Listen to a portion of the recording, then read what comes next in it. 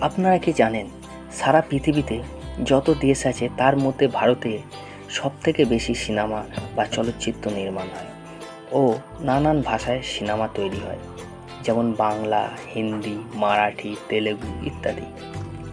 প্রতি বছর ভারতে 1800 থেকে 2000টি সিনেমা তৈরি হয়, যা বিশ্বের অন্য কোনো দেশে হয় না। এছাড়া ভারতের সিনেমার প্রতি ভারতীয়দের একটু আলাদা অনুভূতি রয়েছে।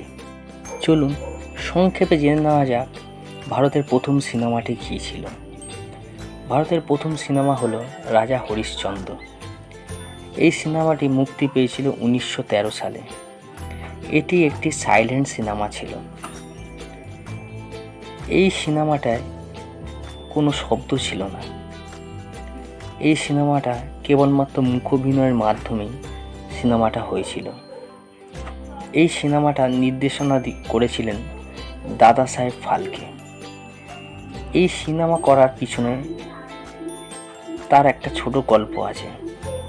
দাদা সাহেব, যিনি 1911 সালে এপ্রিল মাসে বোম্বের একটি থিয়েটারে একটি চলচ্চিত্র দেখে। চলচ্চিত্রটির নাম ছিল দ্য লাইফ অফ ক্রাইস্ট। এই চলচ্চিত্রটি বাইবেলের উপরে নির্ভর করে এই চলচ্চিত্রটি নির্মাণ হয়েছিল।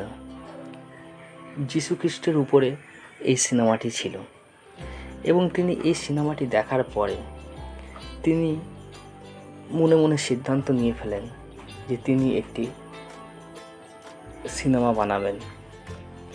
যেই ভাবা সেই কাজ। তারপরে তিনি 1912 সালে তিনি চলচ্চিত্র নির্মাণের কাজ শিখতে লন্ডনে চলে যান। সেখান থেকে ফিরে এসে ভারতে ফালকে ফিল্মস অ্যান্ড কোম্পানি প্রতিষ্ঠা করেন। তারপরে নানান বাধা বিপত্তি কাটিয়ে অবশেষে 1913 সালে 21শে এপ্রিল মুক্তি পায় রাজা হরিশ্চন্দ্র, যেটি ছিল ভারতের প্রথম চলচ্চিত্র, যা নির্মাণ হয়েছিল দাদা সাহেব ফালকের হাত ধরে। ভারতের চলচ্চিত্র জগতের কৃতিত্বের জন্য 1969 সালে এই দাদা সাহেব ফালকে নাম অনুসারেই দাদা সাহেব ফালকে পুরস্কার দেওয়া হয়। এই পুরস্কারটি ভারতের শ্রেষ্ঠ ফিল্মি পুরস্কার, যা সিনেমা জগতে অসাধারণ কৃতিত্বের জন্য দেওয়া হয়। ভিডিওটা কেমন লাগলো নিশ্চয়ই জানাবেন। ধন্যবাদ।